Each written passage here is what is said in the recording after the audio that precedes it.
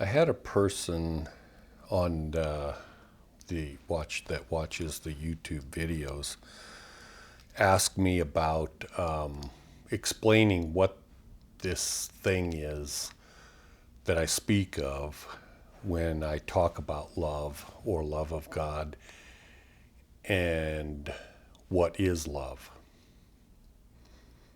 And so with me, luckily, there's very few viewers that watch my videos, and so I definitely read every single comment, whether they're mean-spirited or not. I definitely read every one to understand what they are. And I can assure you, I'm never going to have very many people watch my videos because that's just the way it is. If you're striving to find the information that I am trying to get out there, not many people are interested in that. They're more interested in what is considered common. So, with no further explanation on that. So, what do I mean by love? He says, is love something that is given to you from God, the Creator? Because I'm not addressing any religion, nor am I endorsing any religion or faith on the planet, because in my opinion, they're all helpful. They all have something positive to offer, but none of them are the end-all be-all. And including myself, what I believe that I teach, or what I try to teach, is only geared to a small, like seriously, 1 in a million people on the planet, because most people are interested in the basics of things. In other words, I'm never going to talk about chakras. Does that mean chakras or the subject is not important? No, not at all. It's just that that isn't my forte. That isn't what I value. Not to say it isn't good. I just don't value it. My focus is more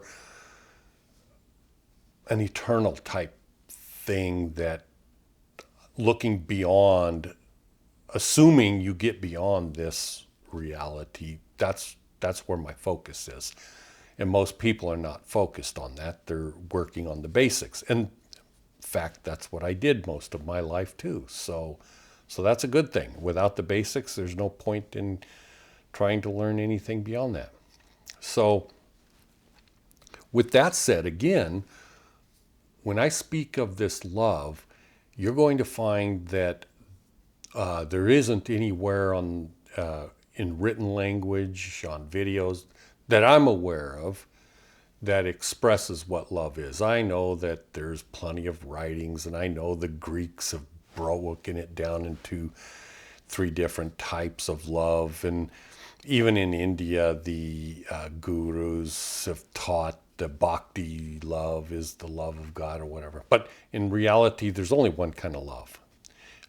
All other things are just pure ignorance trying to masquerade, or they're trying to sound intellectual. So they go, well, you could love your car, and that, no, that isn't love. That's called like, that's called want or whatever. But it isn't love. And the reason they broke it down that way is because they don't understand what love is. In fact, honestly, I doubt there's a handful of people on the planet that really understands what love really is. And so to answer the person's question, no, God didn't give us love. Because what God provides are things. Physical things, well, actually a lot more than that. But love is an innate part of what you are, or what some people are. There are some people that prefer the path of Satan that has no love, but has all power. At least it appears to be power in this realm. So I'm going to jump way, way, way, way ahead, and then I'll come back so that you understand. Because if I start talking about love, it isn't going to make any sense whatsoever, because you don't have the big picture out here first. And you really have to have this before you can get back down here and talk about the effects of love and how it correlates with this, that, or whatever. So if I jump way ahead to the end, and I mean to the end of what the nature of love is, I would, of course, now to jump to the end, you have to understand the proper meaning of Advaita, which isn't what is commonly taught. You would have to understand the deepest teachings of Jesus, which I don't know of a Christian on the planet Earth that does. But if you want to know the true nature of love, you absolutely have to get to the end of love to understand what it is first, before we go down to the level at which we exist. So love is the difference between, if you look at God, the Creator, Brahman in Hinduism, if you take that individual, that would be the epitome of love, pure love, the essence of love. And then if you take the opposite over here, now in Christianity, the opposite would be Satan. So you take Satan over here. Now, we need to erase our preconceived ideas of God is love or fair or whatever. Let's erase those notions, but at the same time, let's erase the notions on this side. It's almost like math, kind of. And instead, just see this is white and this is black, meaning they're opposites, duality. And this is the nth degree. So Satan has no love and God has all love.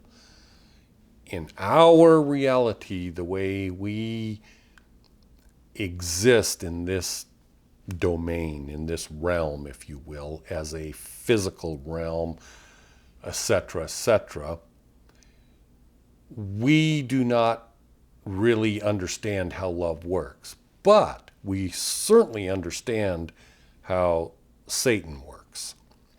And let's not say Satan is evil. Let's not say Satan is horrible. Let's not say any of those things. Those are just words that they're value judgments. And by the way, don't get me wrong, Satan is evil, and I don't want to spend any more time around this realm with Satan than I absolutely have to. I don't like the person. Okay, be that as it may. Let's move on, and let's not affix negative terms towards Satan. And he's a very powerful individual. I mean, he's the god of this particular planet, this reality. And a god is pretty danged revered, you would think. I mean, it's a god, for crying out loud. He had to pass some hurdles to get to that point, so obviously. So here we have the god of this realm is Satan. And he functions exactly what you think reality is in this, because this is his reality. So what seems to be the most effective to get things done? Well, you can look anywhere in this world and you can see cops use guns to enforce the laws. They don't go out there like some religious preacher or a guru or whatever. They don't go out there and say, I need you to, no, not I need. Can I help you understand what you're doing wrong? Can I help you learn a better way of accomplishing what you're doing right now? You're harming someone else, or whatever the case may be. No, a cop says, halt, put your hands behind your back. If you don't comply, the end result is he pulls the trigger and you're dead. He will enforce the law, regardless of whether it's a good law or a bad law. It doesn't matter. It doesn't even matter if you're innocent. You might be the wrong person that the cop is after. He's after a criminal that committed a crime, and you just happen to be in the wrong place at the wrong time, and you're a super good person.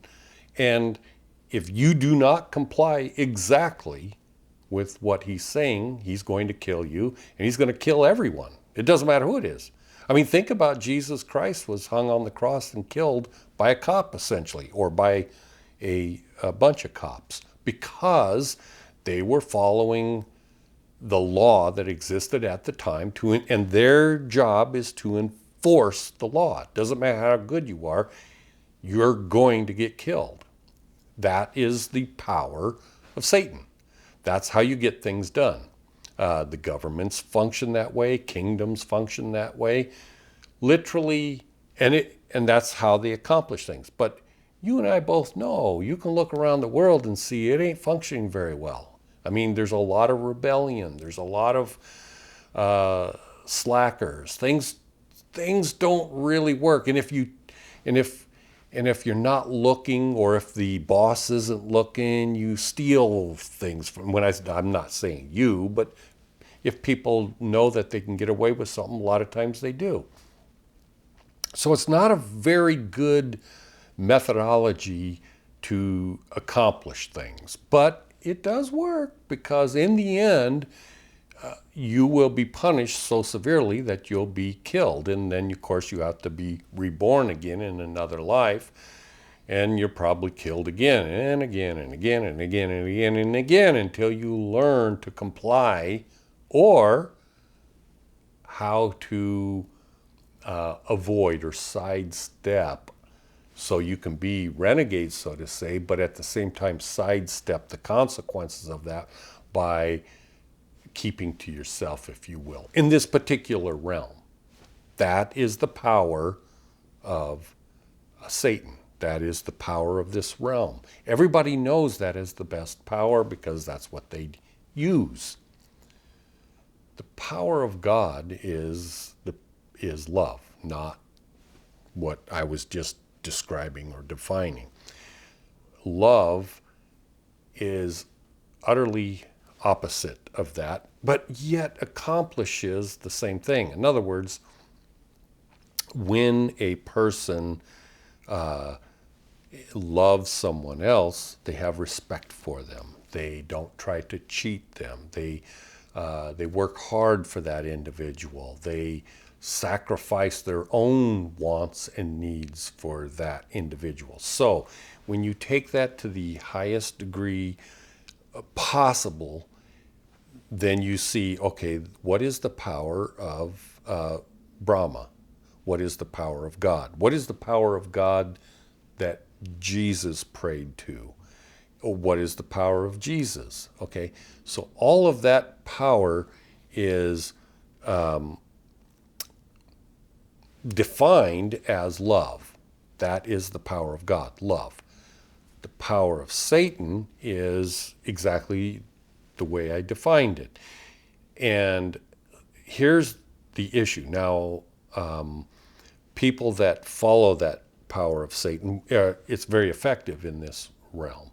The power of love is very ineffective in this realm in regards to the masses. Now, when a husband and wife, for instance, this is very interesting, coming up on this subject, I was talking to my wife the other day, and I was asking her the same question, because I wanted to get this clear in my mind how to present it. And I asked her, what how do you define this type of love that I'm talking about in this realm in regards to her and I? And we've been married for 47 years, and she said, basically, I love you, and honestly, I don't really know how to define it using words or whatever. I don't think it's possible for me to define it. Well, we've been married for 47 years, and we met each other in high school, and so we love each other.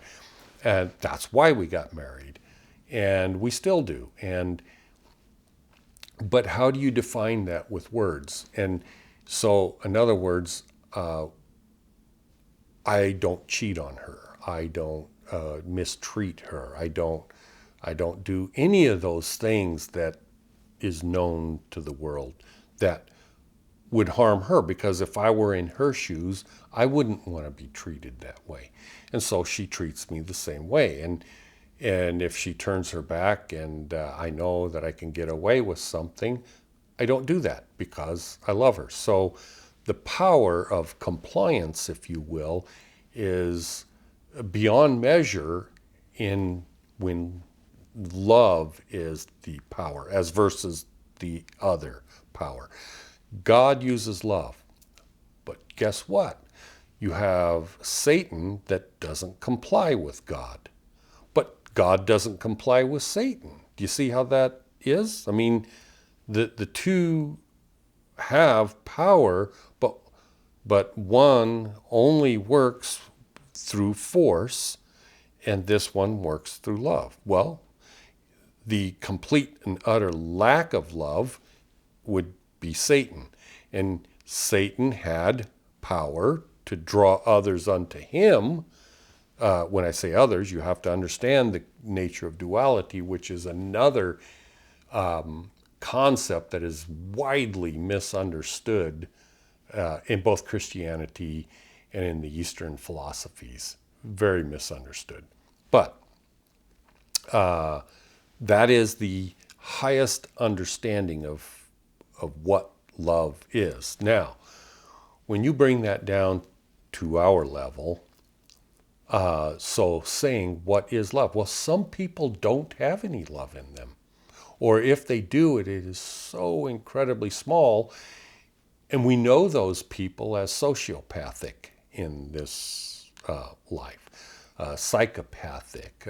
Any of those individuals lack empathy for other people, or at least it appears that they lack empathy. Now, a sociopath, of course, this is getting into psychopathy, which is not my expertise, but nevertheless, I do know something about these things. And so a sociopath can have the embryonic essence of love within them, but still lack empathy, and so they're not able to really love another individual. Even though they might have the essence of love in them, it needs to grow, it needs to develop. It may take multiple lifetimes, or maybe they're going the other direction and they're losing that essence of love in them, and they're going, because we are dynamic individuals.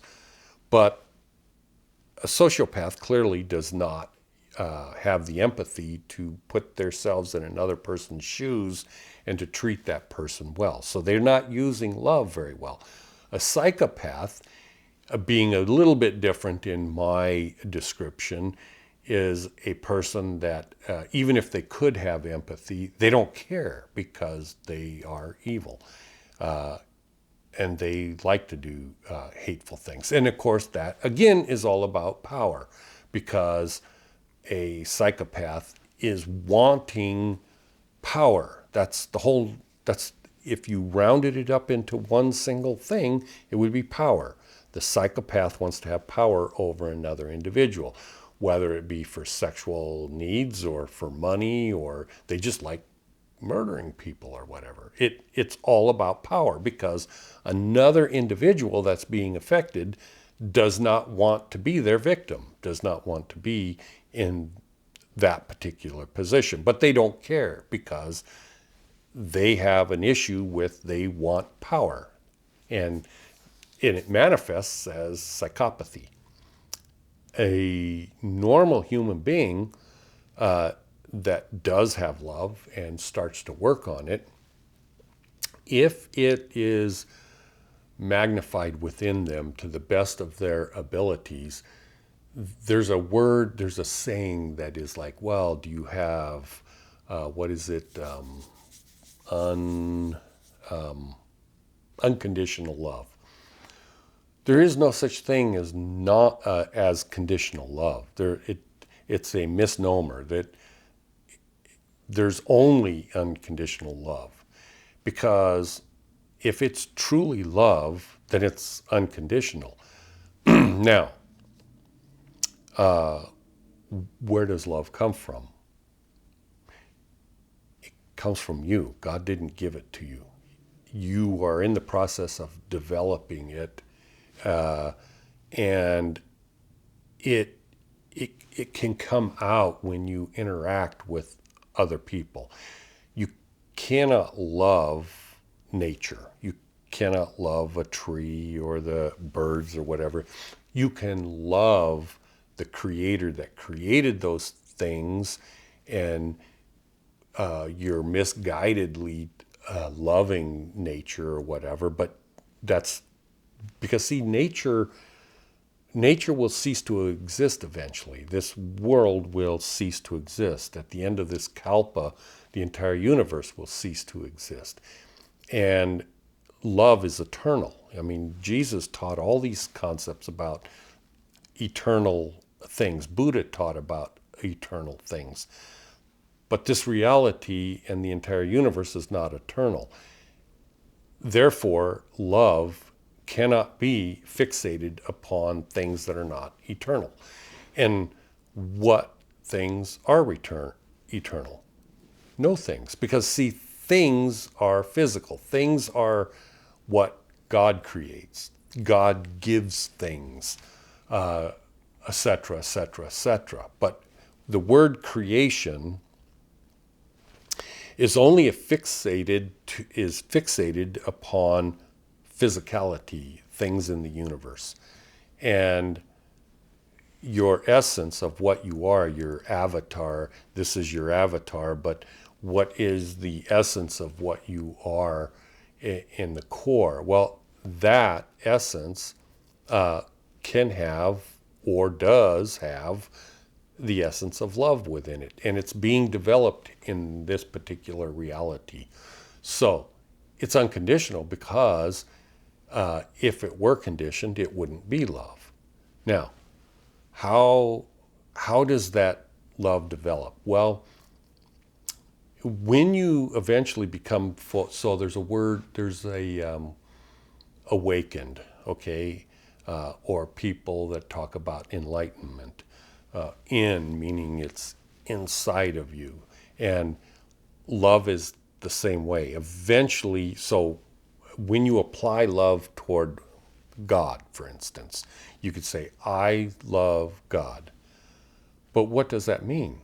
Okay, so people can read and try to understand what is taught, and they'll go, well, God in the Bible killed all these people and had them all killed, or destroyed the planet with fire and brimstone, or whatever the case may be. I mean, all these crazy stories. And you could say, if you had the true love in your heart, you could say, well, I love God. Well, do you love all this evil that God created? Well, then you would innately, in your heart and soul, go, no, I don't love that. Well, then if you don't love it, and with what little intelligence that we have as human beings, if even the little intelligence that we do have can make the conclusion that, no, that isn't right, I wouldn't kill everyone, then the God that's portrayed is a false God. It isn't real, because you know what a good God is. You know what a real God is in your estimation of what love is. We could take it to the nth degree and say, well, if God doesn't exist, that is like the description of what you think a good God should be, a God of pure love. If that God doesn't exist, then it's going to eventually exist because you're going to create it. Because you will be that God. And of course, I'm being facetious here. But because in reality, you'll discover that the true God, that is the God of love, is exactly as you assume it to be. Yes, you will shed ignorance eventually, and you'll see that, oh, I miscalculated the nature of this or that or whatever. But eventually, you're going to discover that, yeah, in fact, God is 100% pure love. And so when you have that 100% pure love for God, then you make a connection, just like they talk about the drop of water in the ocean, and they're talking about Advaita and non-duality and all that kind of stuff, but they're completely misunderstand everything. But yeah, that the drop in the ocean or whatever, it becomes one ocean, of course. We're using molecules and atoms and stuff like that are individual, actually, because that's another story. But there is no such thing as an ocean. There's only there's only atoms. That's like saying a herd is a thing. You see what I'm saying? Where they say, oh, well, there's no such thing as a drop because the drop in the ocean and there's only an ocean. Well, they got it upside down, because in reality, that's like saying, well, there's no such thing as elk. There's no such thing as a buck deer or an individual animal. There's only herds. That's a herd. And it's like, okay, well, we need to eat tonight, and so dear Mr. Hunter, you need to go kill a herd. And it's like, well, but there's no such thing as a herd. There's only individuals, and we say there's a herd. That's the same thing with duality and not duality, but I'm getting off the point. So when you love God and you realize that God loves you, then this connection takes place. And that's what Jesus was talking about, where I and the Father are one. They're talking about one in love. And that power of love means there's 100% compliance with each other. There's no dissension in the herd, if you will. There's no dissension whatsoever in any way, shape, or form. And that's the whole point of this kalpa of time. And in Christianity, they talk about Judgment Day and all of these kinds of things. And it's like that is finalizing the concept of I and the Father are one. And when love is complete and 100% and all combined, then that which isn't love is separated out. And not because we're forcing them out. That's not the way it works.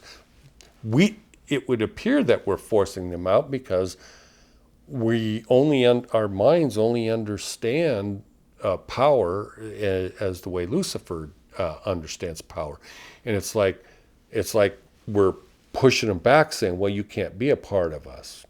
But that's not how love works.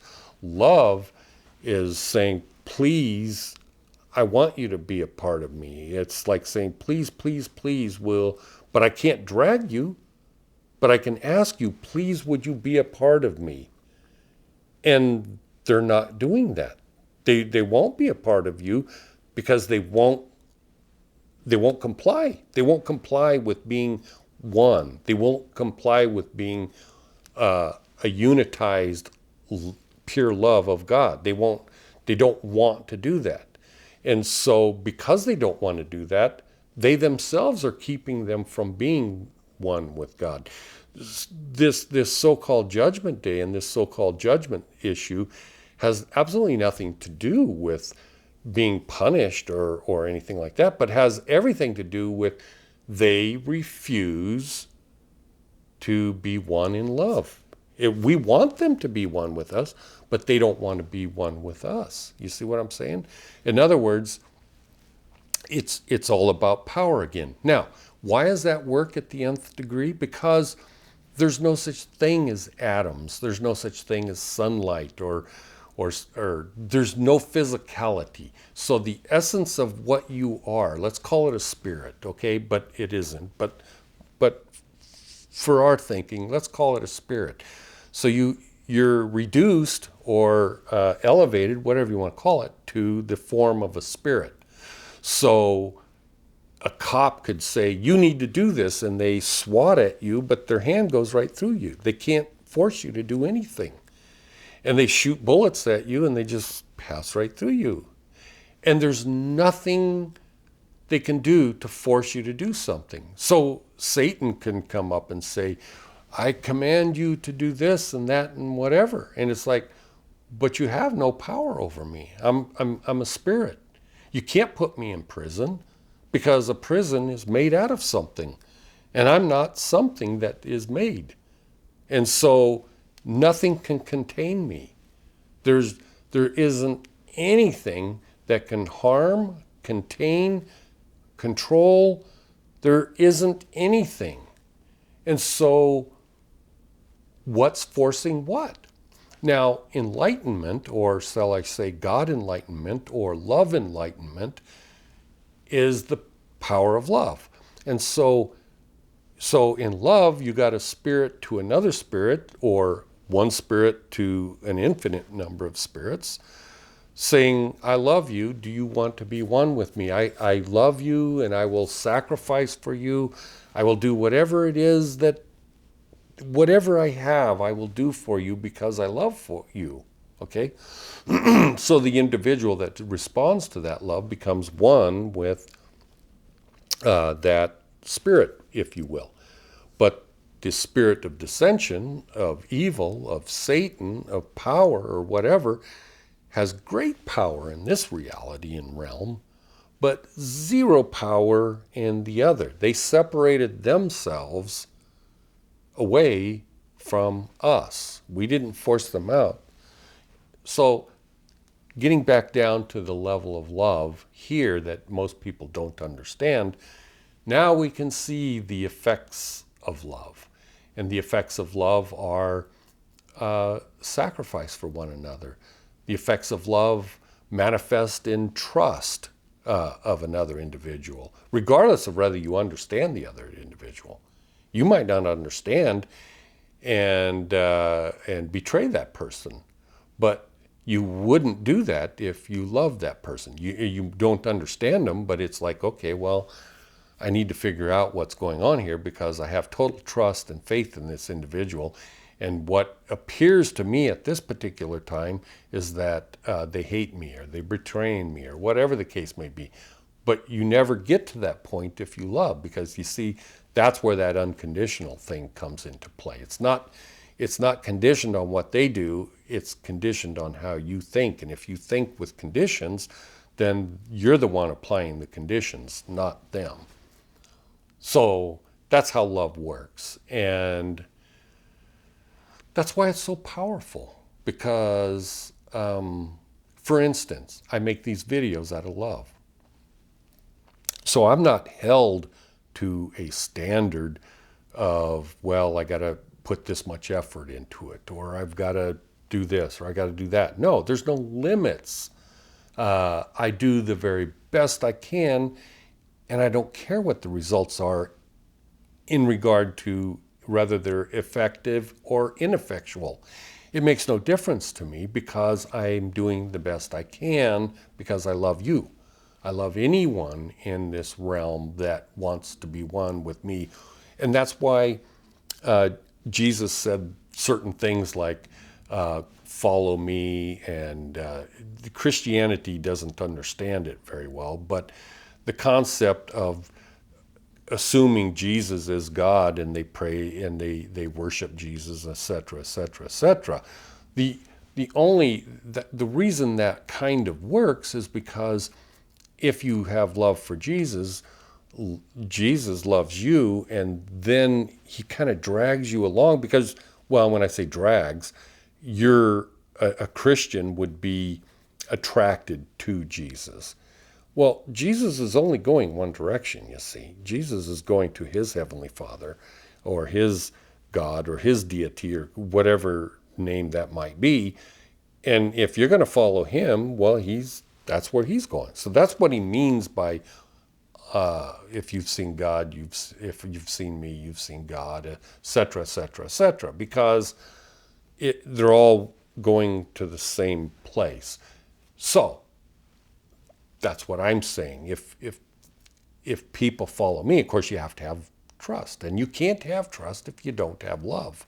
And that's why I say, anyone that is watching this, I love you. I have the best intentions for you. I sacrifice my time and money to help you understand what rare few there are in this particular reality. But I know there's a lot of people struggling, and because I don't know how, it's pretty tough to exist in this reality based upon love. I mean, because you're going to have to earn a living, and it's very difficult in this world, not only to earn a living, but it's very difficult to find a partner in this life to get along with, to get you through this life. So that's a roundabout way, but like my wife said, she couldn't define it, but she loves me, but she couldn't define it after 47 years of being married. And likewise, I'm just using words, but these words have to somehow get inside your head to make connections as to what really is love. And when I say I love you, and if you should love anything, love your mother, love your father, that is the same thing. And then when you realize that the creator of everything is this deity, is this God of love, then you start to build this connection, and just temporarily, at least, if you see issues with whatever deity it is, whatever God it is, be it the God of the Bible or the Vedas or this or that or whatever, and you ascertain in your mind, oh, I don't like that aspect of that God. Don't throw that God out. Just simply instead look at it as, oh, well, it wasn't recorded correctly. And if it was, then so what? It doesn't change how I think of God. And I will create my own God then. If there is no God that measures up to my estimation of God, then I will create that God. And guess what? When you take it to the nth degree, all you're doing is recreating the actual God that is actually existent. And then you'll go, oh, wow, I created a God exactly like you. That's awesome. You see what I'm saying? That's not being disrespectful. I'm just explaining how it works. Anyways, I hope this makes sense to you, and I hope you enjoy it. And thank you very much for putting that question forward. That's a tough one. That really is a tough one. Seems so basic and simple, but no, it is beyond imaginably a difficult concept to explain correctly. And the reason you ask that question is because people don't understand the nature of love. They don't understand exactly what it is, but that's what it is. Anyways, thank you for watching. Hope you have a good day. Bye.